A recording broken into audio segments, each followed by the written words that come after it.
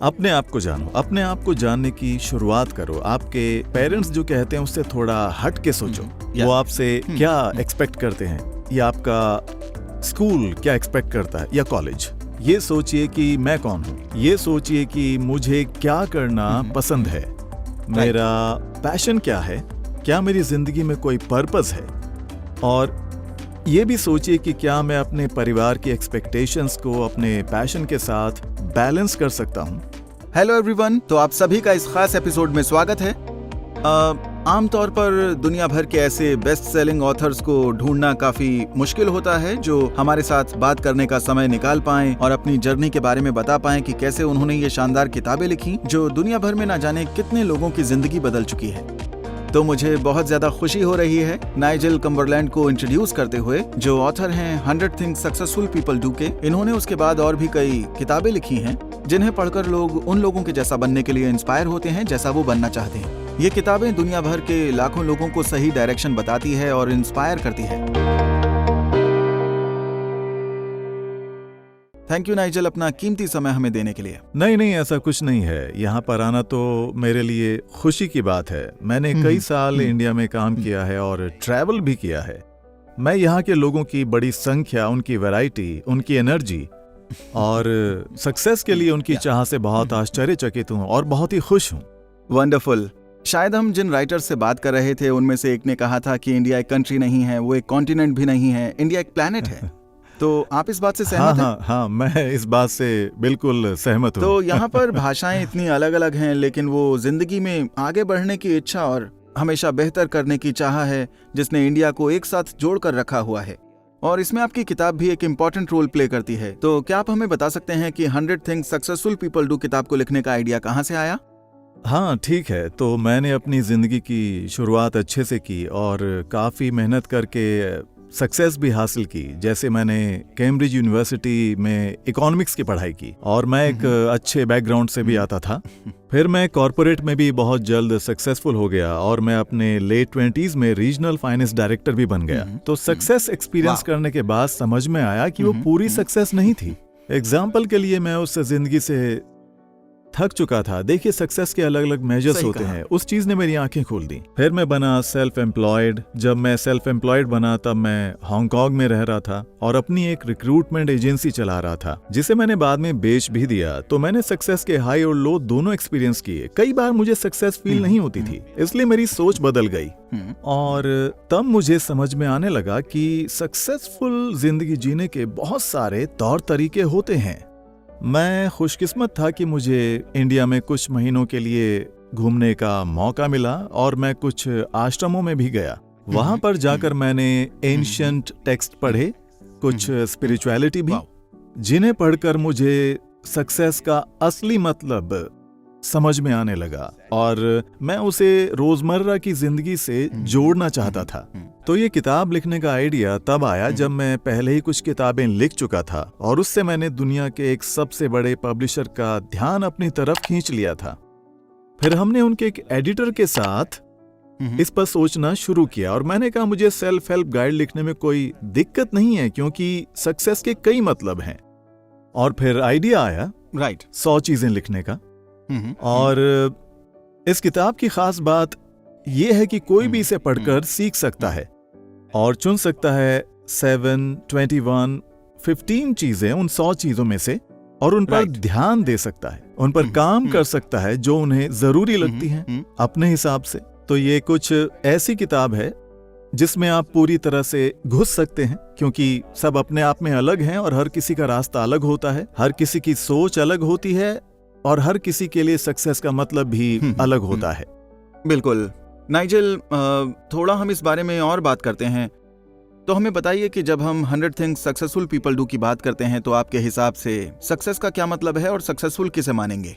मैं किताब का पूरा नाम लेकर शुरू करता हूँ, 100 थिंग्स सक्सेसफुल पीपल डू, फिर एक कॉलम है, उसके बाद है लिटिल एक्सरसाइजेस और लेसन्स फॉर सक्सेसफुल लिविंग। बिल्कुल, ये सक्सेसफुल लिविंग उस तरफ इशारा करता है कि मिलियनेयर बनना और फिर बड़े से घर में एक मर्सिडीज होना ही सब कुछ नहीं है, पर हाँ कुछ लोगों के लिए सक्सेस हो सकता है। राइट। लेकिन मैं ये कहना चाहता हूँ कि आप कैसे फील करेंगे comfortable, fulfilled, content happy, satisfied looking back, और हाँ, मटेरियल सक्सेस, रिलेशनशिप सक्सेस, ये भी कई लोगों के लिए इम्पोर्टेंट होती है। राइट। तो जब मैंने कोच करते हुए देखा कि लोग दुखी क्यों हैं, जो मैं कोच करता हूँ टीम्स और लोगों को, क्यों होते हैं लोग अनहैप्पी, डिससेटिस्फाइड, अनॉयड, रिग्रेटफुल, कई चीजें होती हैं। जैसे मेरी पेरेंट्स से मेरी अच्छी नहीं बनती, मैं नेचर में समय नहीं बिता पाता, मुझे पूरी नींद नहीं मिलती, मैं खुद को हर्ट करने वाले लोगों को माफ नहीं कर पाता, या मैं टॉक्सिक फ्रेंड से खुद को दूर नहीं कर पाता। तो सक्सेस का मतलब यह है कि आप समझें कि आपको क्या चाहिए और क्या नहीं चाहिए, जिससे आप खुश रहेंगे। ये बहुत ही पर्सनल है, बहुत पर्सनल है। तो मैंने सक्सेस को एक लाइन में समझाने की कोशिश नहीं की है, क्योंकि वो डेंजरस है, वो लोगों की सोच को बहुत सीमित कर देगा। हाँ, बिल्कुल सही कहा। वो लेसन्स और एक्सरसाइजेज जो आप बता रहे थे कि सक्सेसफुल रही हैं, क्या वो सेम रहेगी चाहे आप यूके में हो या फिर इंडिया में? और इंडिया में भी या तो आप मुंबई के अच्छे अपार्टमेंट में हैं या फिर किसी छोटे से गांव में, जैसे कि रूरल राजस्थान, तब भी ये लर्निंग सेम रहेंगी? सरप्राइजिंगली यस, ये एक इंटरेस्टिंग बात है। मैंने इस बुक को ग्लोबल बनाना चाहा था, और मेरा है वेरिड बैकग्राउंड। मेरी माँ है half Burmese with Indian Chinese background, और मैंने दुनिया भर में काम किया है। एक बार तो as a financial trainee in a Chilean slum in Santiago, और मैंने लोगों की जिंदगी के एक्सपीरियंसेस को इकट्ठा करना शुरू किया, और शायद उसी का असर था कि मैंने पब्लिशर के साथ बुक लिखते हुए इस चीज का ध्यान रखा कि ये बुक होनी चाहिए जेनेरिक। हर 2 पेज के चैप्टर लिखते हुए मैं बहुत ही ध्यान से लिख रहा था कि यस, मुंबई के अच्छे अपार्टमेंट में रहने वाले अमीर इंसान के लिए कुछ चैप्टर शायद ज्यादा रेजोनेट करेंगे, और अगर कोई कलकत्ता के बाहर के स्लम से है तो शायद उसे दूसरी चीजें ज्यादा रेजोनेट करें। लेकिन थियरी के हिसाब से 100 चीजें हर किसी से रेजोनेट करेंगी, और जब वो इंसान लेता है नए एक्सपीरियंसेस तो उसे अलग अलग चीजें समझ में आती हैं। और इसीलिए अब जो ये बुक है ये अवेलेबल है 30 लैंग्वेजेस में। इंडिया से कुछ दूर कंट्रीज में इसके पायरेट वर्जन, और इंडिया की भी कुछ लैंग्वेजेस को मिलाकर अपनी यूनिवर्सल अपील के चलते। अच्छा, सही बात है। ओके, तो नाइजल, जैसे आपने बुक में 100 चीजें लिस्ट की हैं, अगर मैं इंडिया में रहने वाला एक यंग टीनेजर हूं, बल्कि आपने तो इंडिया में अपना टाइम भी बिताया है, तो थोड़ा और स्पेसिफिक हो जाते हैं। ठीक है, तो मैं कोलकाता में रहने वाला एक यंग टीनेजर हूं और मैंने बस अपनी अंडर ग्रेजुएशन कंप्लीट करी है। ओके, तो हमें बताइए कि आपकी बुक में से आपकी कौन सी फेवरेट चीजें हैं जिन्हें आप यहाँ मेंशन करना चाहेंगे? अपने आप को जानो, अपने आप को जानने की शुरुआत करो। आपके पेरेंट्स जो कहते हैं उससे थोड़ा हट के सोचो, वो आपसे क्या एक्सपेक्ट करते हैं, या आपका स्कूल क्या एक्सपेक्ट करता है, या कॉलेज। ये सोचिए कि मैं कौन हूं, ये सोचिए कि मुझे क्या करना पसंद है, मेरा पैशन क्या है, क्या मेरी जिंदगी में कोई पर्पस है, और ये भी सोचिए कि क्या मैं अपने परिवार की एक्सपेक्टेशंस को अपने पैशन के साथ बैलेंस कर सकता हूं। और क्या आता है दिमाग में, समझिए कि नो कहना ठीक है, कल्चरली आसान नहीं है, पर यही तो पहली बात थी ना कि सही चॉइसेस। तो आप इसे किस तरह से देखते हैं? Very hard. कुछ कल्चर्स में नो कहना आसान होता है और कुछ में नहीं। मैं ये कहना चाह रहा हूं कि कुछ लोगों से दूर जाना सही होता है, और आपको ये रियलाइज करना पड़ेगा कि आप सबके साथ अच्छे से बनाकर नहीं रख सकते हैं। खुद का ध्यान रखिए, और ये समझिए कि कुछ हेल्दी हैबिट्स रखना आपके लिए काफी अच्छा होगा, क्योंकि आप अपने घर पर अपने पेरेंट्स के साथ रहते हैं तो वो आपकी अच्छी देखभाल करते हैं। लेकिन क्या आप एक्सरसाइज कर रहे हैं? क्या आप नेचर में समय बिता रहे हैं? आप ये भी सोचते होंगे कि मैं कॉलेज छोड़ देता हूं। बिल्कुल नहीं, आपको पढ़ना है, आपको सीखना है, सीखते रहना है। बिल्कुल। फॉरगिव, माफ करना सीखिए और चीजों को चले जाने दीजिए। क्या सिबलिंग राइवलरी है, या कोई दोस्त आपको छोड़कर चला गया है और आप बहुत गुस्से में हैं? एज अ टीनेजर भी आप चीजों को लेट गो करना सीखिए, और चीजों को सुनना और खुद को खोलना भी सीखिए।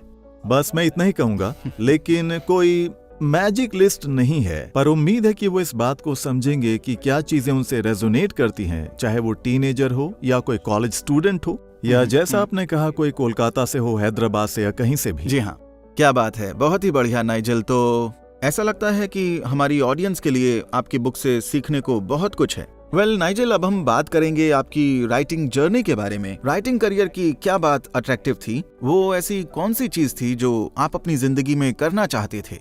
सबसे पहले हमें इसे उन 100 चीजों से लिंक करके देखना होगा। जैसे अपना रास्ता बदलना ठीक है। जी हाँ। हाँ, आपके पेरेंट्स ने आपको सोच समझकर भेजा होगा इंजीनियरिंग कॉलेज में और आप वहां गए भी, तो एक तरीके से आप लकी हैं और आपको प्राउड भी है। लेकिन शायद आपको 29 का होके ये लगे कि आपका इंजीनियरिंग में उतना मन नहीं है। जैसे कि मुझे राइटिंग बहुत ज्यादा पसंद है। Don't be surprised. मैंने अपने करियर की शुरुआत की एज एन अकाउंटेंट इकोनॉमिक्स की पढ़ाई करने के बाद। मैं इतना कुछ लिख नहीं रहा था। आप इमेजिन कर सकते हैं, बहुत सारे numbers, short presentation, short reports, analysis. आपकी लाइफ उस समय माइक्रोसॉफ्ट वर्ड से ज्यादा माइक्रोसॉफ्ट एक्सेल बनी हुई थी, है ना नाइजल? बिल्कुल। और जब भी मैं ट्रैवल करता था तो मैंने कभी डायरी नहीं लिखी, जो भी दिमाग में आता था लिख देता था।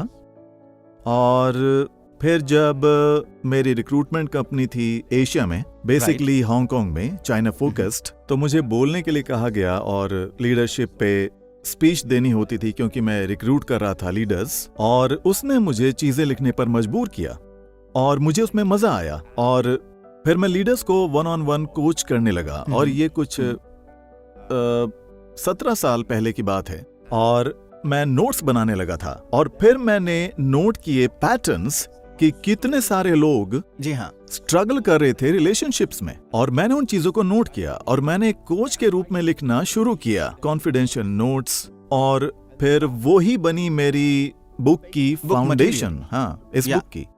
तो ये कुछ शुरुआत से नहीं था। और एक बुक लिखने के लिए चाहिए बहुत ही परसिस्टेंस। ये एक एग्जाम लिखने जैसा है। इसमें हर दिन, हर हफ्ते कई घंटे देने पड़ते हैं, खुद को लॉक करना पड़ता है। और मैं इस हैबिट में इसलिए आ पाया क्योंकि मैंने पहले काफी अच्छे से पढ़ाई की थी। क्योंकि मैं ऐसे कई लोगों को जानता हूं जिन्होंने बुक शुरू तो की पर वो कंप्लीट नहीं कर पाए और उन्हें पब्लिशर भी नहीं मिला। मैं लकी था कि एक बड़ा पब्लिशर मेरे साथ काम करना चाहता था, जिनके लिए मैंने कुछ बुक्स पहले लिखी थी, टीम लीडरशिप जैसी चीजों पर। फिर मैंने पब्लिशर के साथ बैठकर उन सारे 100 चैप्टर्स को प्लान किया और उसके बाद तो उन शॉर्ट चैप्टर्स को लिखना मेरे लिए बहुत आसान हो गया था। वंडरफुल। नाइजल, आपने बताया कि राइटिंग काफी मुश्किल काम है ना? लेकिन हर चीज का एक फायदा होता है और उसी की वजह से हम मुश्किल काम भी करते हैं। एक मोमेंट होता है जब आपको लगता है कि ओ ये वर्थ इट है। तो आपके लिए राइटिंग में वो कौन सा मोमेंट था? मुझे इसके बारे में थोड़ा सोचने दो। ये सुनकर मेरे दिमाग में सबसे पहले जो चीज आई वो थी जब पब्लिशर से मुझे इस बुक की पहली कॉपी मिली थी। वो एक अलग मोमेंट था। तो इस केस में 100 थिंग्स सक्सेसफुल पीपल डू का हार्डबैक वर्जन ब्लैक और येलो कलर का था। अब इंडिया में उसका इंग्लिश वर्जन व्हाइट और येलो कलर का पेपर बैक है। जब मैंने खुद के वर्ड्स पेपर पर छपे हुए देखे और अपने बच्चों को डेडिकेटेड वो बुक देखी, तो उस वक्त वो डेडिकेशन और वो सब देखकर मुझे बहुत फुलफिलमेंट महसूस हुआ। और सबमिट करना वो 240 पेजेस को पब्लिशर को ये कहना कि डेडलाइन के हिसाब से मैंने मेरा पहला ड्राफ्ट कंप्लीट कर दिया है। उसमें थोड़े से एडिट्स बचे थे लेकिन वो बहुत ही छोटे मोटे से थे बस। तो ये जो फीलिंग थी ये एक घर बनाने जैसी थी। ऐसा लग रहा था जैसे मेरे कंधे से कोई बोझ हट गया था और वो काफी बड़ी बात थी मेरे लिए। ये एक्ट ऑफ क्रिएशन होता है नाइजल। हाँ, समथिंग लाइक दैट। जैसे एक पेंटिंग को पूरा करना, बिल्डिंग बनाना या फिर कुछ और कंप्लीट करना। जैसे कोई शेफ अपनी टीम के साथ 60 लोगों की पार्टी के लिए अच्छा खाना बना देता है तो बस लगा जैसे काम हो गया। नाइजल, मैं ये जानना चाहता हूं कि और अगर आप बताना चाहें तो इंडिया में इस बुक की कितनी कॉपीज बिक चुकी हैं अब तक? पता नहीं कितने हजार, लाख या कितनी मिलियन कॉपी सेल हुई हैं, क्योंकि रिपोर्ट्स मेरे पास कुछ देर से आती हैं क्योंकि जिन पब्लिशर ने राइट्स खरीदे हैं और वो मुंबई की लैंग्वेज क्या है वो जो मराठी मराठी, हाँ हाँ मराठी, यस, Yes. मराठी, हिंदी, और उसमें पायरेट कॉपीज भी काफी होती हैं। हाँ वो तो है, ये तो आम बात है इंडिया में। पर मुझे लगता है कि इंडिया मेरा सबसे बड़ा मार्केट है। वैसे मैंने काफी कॉपीज सेल की हैं जापान, रशिया और ब्राजील में भी। राइट। या मैं आपको ये कहना चाह रहा था कि एक बुक को लिखना या उसे पब्लिश करना कुछ साल पहले जैसा इंडिया में आमतौर पर हुआ करता था, वैसा एक्साइटमेंट अब इंडिया में ऑडियो बुक या ऑडियो शो की रिलीज पर होता है। क्योंकि हमने देखा है कि इंडिया में कई सारे लोग जो रीडिंग नहीं करते हैं वो ऑडियो बुक से काफी कंज्यूम करते हैं।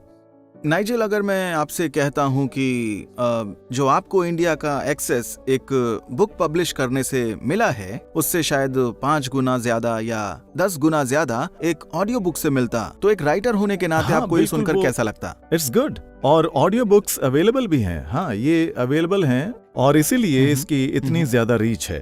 उन्होंने Right. बताया कि ये बुक मिलियंस में गई है एज एन ऑडियो बुक, और इसलिए मुझे लगता है कि ये काफी अच्छा ऑप्शन है। राइट। और मैं काफी इम्प्रेस्ड हूँ क्योंकि मैंने कभी नहीं सोचा था कि इंडिया में ऑडियो बुक्स इतनी पॉपुलर होंगी। मुझे लगता था कि वेस्टर्न कंट्रीज में लोग कार में या अपने काम पे जाते हुए सुन लेते हैं या सबअर्ब्स में लंदन के, लेकिन क्लियरली इंडिया में ये काफी पॉपुलर है। शायद अपने फोन्स पे सुनते हैं, हाँ, ऐसा बिल्कुल। लगता है। वेल, इंटरनेट जो है वो काफी सस्ता हो चुका है और अब सब लोगों के पास स्मार्टफोन्स हैं और सब अपने पास ईयरफोन रखते हैं हर समय, और ट्रेवल करने में टाइम लगता है। इंडिया में ट्रेवल कंफर्टेबल नहीं है, तो आपके पास किसी ऐसी बुक का होना जिसकी मदद से अपने टाइम को बिता पाएं ग्रो करते हुए, वो भी अपने रोजमर्रा के कामों को करते हुए, तो आज की डेट में ये काफी वैल्यूएबल है इंडिया में। शायद तभी ऑडियो बुक्स इतनी पॉपुलर हैं। हालांकि नाइजेल, मेरा सवाल जो है वो आपसे ये है कि जैसे अभी तक आपने जितनी भी कॉपीज बेची हैं या फिर ऑडियो बुक्स, तो फिर उन्हें इंडियन लैंग्वेज में ट्रांसलेट करके आपको काफी बड़ी ऑडियंस का एक्सेस मिल रहा है। जैसे 1.4 बिलियन में से 1.3 बिलियन इंडियंस इंग्लिश नहीं बोलते। तो इसके पीछे का जो फैक्ट है वो ये है कि आपकी नॉलेज ऐसे लोगों तक पहुंच रही है जिनके लिए पहले ये आसान नहीं था एक्चुअली, लेकिन अब उनकी लैंग्वेज में ट्रांसलेट होने के बाद काफी लोगों तक आपकी बुक से नॉलेज पहुंच रही है। पूरी तरह से समझता हूँ, सच में, बिल्कुल।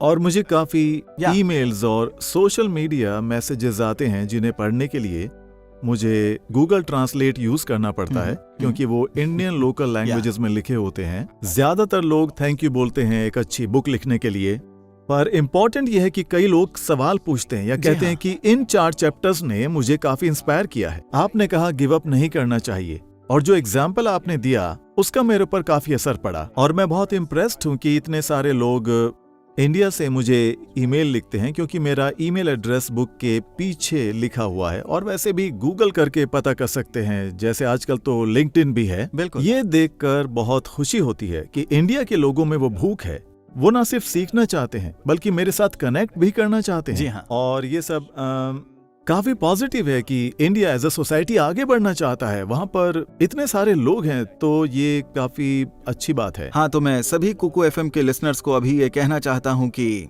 नाइजेल हमारे साथ बने रहेंगे, और आप नाइजेल के लिए अपने क्वेश्चंस, सजेशंस लिख सकते हैं जब आप इस बुक को ऑडियो बुक के रूप में हमारे प्लेटफॉर्म पर कंज्यूम करेंगे, और ये हमारी जिम्मेदारी है कि नाइजेल उनका जवाब दें और आपकी हेल्प करें, चाहे फिर आपका क्वेश्चन कुछ भी हो।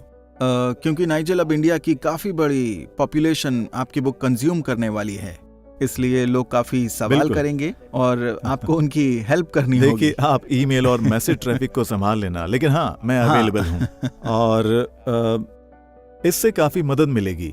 हम काफी सारे चेंजेस से गुजर रहे हैं, जैसे इंडिया की अच्छी ग्रोथ, सोसाइटी की ग्रोथ, और दुनिया के चैलेंजेस जैसे वॉर, क्लाइमेट चेंज, और ऐसी ही कई चीजें। ये इजी नहीं है, और साथ ही इतनी अच्छी जॉब्स और अपॉर्चुनिटीज भी नहीं है, और शायद कितने एफर्ट्स लगते हैं, और शायद मेरी बुक लोगों को अपना रास्ता ढूंढने में मदद करती है। जैसे स्ट्रेस नहीं लेना, जेलस नहीं होना, हार नहीं मानना, खुद अपना रास्ता ढूंढना।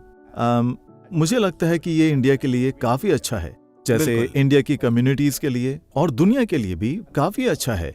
तो शायद दूसरे ऑथर्स के साथ मेरा इसमें छोटा सा रोल है कि मैं लोगों को गुस्से और दुख के बिना एक अच्छी फुलफिलिंग और कंफर्टेबल लाइफ जीने में मदद कर रहा हूँ, ऐसा लगता ये है। बहुत ही अच्छी सोच है। तो अब सिर्फ कुछ आखिरी सवाल। तो फिलहाल मैं आपसे ये चीज पूछना चाहता हूँ कि 100 थिंग्स सक्सेसफुल पीपल डू को पब्लिश करने के बाद आपने और भी कई सारी बुक्स पब्लिश की, तो आपकी ओवरऑल जर्नी के बारे में हम सभी जानना चाहते हैं। तो first Nigel, of all, sorry to interrupt you, Carry तो ये on, जो carry बुक है the people book, 100 things successful people book, ये इतनी पॉपुलर थी कि एक पब्लिशर ने जो इंडिया में काफी पॉपुलर हैं, उन्होंने मुझसे पूछा कि Yes, नाइजेल आप और क्या लिख सकते हो। तो मैंने कहा कि जैसे मैंने फाइनेंस में काम किया और मैं अभी भी सर्टिफाइड अकाउंटेंट हूं, तो मैं लिख सकता हूं 100 थिंग्स मिलियनेयर्स डू। राइट, क्योंकि ये सिर्फ मिलियन कमाने की बात नहीं है, वो मेरा पॉइंट नहीं है। ये और भी बहुत सारी एडवाइस से रिलेटेड है, जैसे पैसे के साथ आपकी रिलेशनशिप, हाँ, क्या आप बिल्कुल। पैसा सेव कर रहे हैं, क्या आपके पास एक अच्छा प्लान है। आपके बहुत बड़े सपने हो सकते हैं, लेकिन क्या आपके पास उसे पूरा करने के लिए एक अच्छा या। प्लान है, क्या आपके पास सही एडवाइस है। तो इसलिए वो बुक पब्लिश हुई। और क्योंकि मैं लीडर्स को कोच करता हूं और मैनेजर्स के साथ काम करता हूं, तो वो लिखना मेरे लिए काफी आसान था, और इसलिए 100 things successful leaders do book बाहर आई। और पिछले साल इस सीरीज की 4th बुक आई, जो थी 100 थिंग्स प्रोडक्टिव पीपल डू, क्योंकि उस बुक की काफी डिमांड थी। वर्किंग स्मार्ट, समय की कमी होना, कोविड के समय लोग काम से परेशान हो चुके थे, रिजाइन कर रहे थे, Yes. क्योंकि वो पूरे टाइम Okay. लैपटॉप के सामने थे, तो इसलिए वो बुक आई और वो काफी पॉपुलर रही। 5th बुक, उसके बारे में हम सोच रहे हैं, अभी मैंने थोड़ा ब्रेक लिया हुआ है, लेकिन इस सीरीज की 4 बुक्स हैं जिन्हें ऑल लैंग्वेजेस में ट्रांसलेट किया जा रहा है, और इसलिए वो ज्यादा से ज्यादा Yes. लोगों तक पहुंच रही हैं। राइट। इससे लोगों को मेरी बुक्स पढ़ने का मौका मिलता है जिन्हें मेरा स्टाइल या बुक पसंद है, क्योंकि हर चैप्टर बस 2 पेज का होता है, तो इसे पढ़ना आसान रहता है। और ऑडियो बुक्स में भी आपको पता है कि आप 10-15 मिनट सुनकर एक अच्छी नॉलेज ले सकते हैं। बुक्स के सारे चैप्टर सेम तरीके से लिखे गए हैं। एक पेज पर ये क्यों इम्पोर्टेंट है और दूसरे पेज पर आप इसे कैसे इम्प्लीमेंट कर सकते हैं, एक Right. सही एग्जाम्पल की मदद से। मैंने शायद कोई स्टडी कोट की थी, शायद कोई कोटेशन जो मेंशन्ड है बुक के बैक कवर पे। अब हम राइटर के नजरिए को समझते हैं। मैं ये समझना चाहता हूं कि एक राइटर को क्या करना चाहिए जब वो पब्लिशर ढूंढ रहा हो या अपनी बुक के लिए प्लेटफॉर्म ढूंढ रहा हो, क्योंकि ये सब राइटर के लिए काफी इंपॉर्टेंट होता है। कभी भी इजी रास्ता मत लो। किसी ने बता दिया कि वो प्लेटफॉर्म यूज कर लो या फिर खुद ही पब्लिश कर दो, मैं आपकी मदद करूंगा डिजाइन करने में। सोचने में थोड़ा सा वक्त लगाओ कि क्या मैं अपनी बुक इंडिया में पॉपुलर करना चाहता हूं, मैं क्या करना चाहता हूं, क्या मैं अपनी नॉलेज इंडिया में ही फैलाना चाहता हूं। अगर ऐसा है तो गूगल पे सर्च करो कि इंडिया में कौन से बड़े पब्लिशर्स हैं। राइट। देखिए ग्लोबल पब्लिशर्स को, क्योंकि वो आपकी बुक को ग्लोबल रीच दे सकते हैं। और ये भी देखिए कि जैसी बुक आप लिखना चाहते हैं वैसी बुक कौन पब्लिश कर रहा है, जी हाँ। क्योंकि वो तो आपकी बुक में इंटरेस्टेड होंगे ही, ये लॉजिकल बात है, right. With exceptions of course. और ये हो सकता है कि आप डिसाइड करें कि मुझे मेरी बुक को प्रिंट फॉर्म में नहीं ले जाना है, और मैं कहूंगा व्हाई नॉट, आप ऑनलाइन पब्लिश कर सकते हैं। और कई लोग कहेंगे मैं खुद अमेज़न पे पब्लिश कर देता हूं। दैट्स फाइन, क्योंकि सारा पैसा आपके पास ही आता है अमेज़न का कमीशन कट करने के बाद, पर आपकी उतनी रीच नहीं बन पाती। बिल्कुल। और वहीं पर पब्लिशर आपकी बुक को ऑडियो बुक में भी कन्वर्ट कर देता है। जैसे मेरी बुक जो है वो ब्रेल में भी अवेलेबल है, अमेरिका में अवेलेबल है, अमेरिकन बुक स्टोर्स में अवेलेबल है। तो आप किसी और ऑथर से या फिर किसी पब्लिशर से बात कर सकते हैं। आपको एजेंट ढूंढने की जरूरत नहीं है। आपको पहले 1-2 बुक्स लिखनी होंगी खुद को प्रूव करने के लिए कि आप एक अच्छे ऑथर हैं। मेरे पास कोई एजेंट नहीं है, क्योंकि मेरा हेशेट से अच्छा रिलेशन है, तो मुझे इंटरमीडियरी नहीं चाहिए। वंडरफुल। ओके, अब हम एक चीज करना चाहेंगे जो हमें बहुत अच्छा लगेगा। अगर आप करना चाहेंगे तो हम आपसे एक हिंदी का सेंटेंस बुलवाएंगे, ठीक है? हमारे यूजर्स को ये बोलते हुए कि वो आपकी बुक कुकू एफएम पर सुने। ओके, तो चलो ठीक है, ट्राई करते हैं। मुझे पता नहीं है कि आपने पहले हिंदी बोली है या फिर नहीं। आप ये बोलिए कि मेरी किताब which is my book 100 things successful people do सुनिए कुकू एफएम पर। मेरी किताब 100 थिंग्स सक्सेसफुल पीपल डू आप सुनिए कुकू एफएम पर।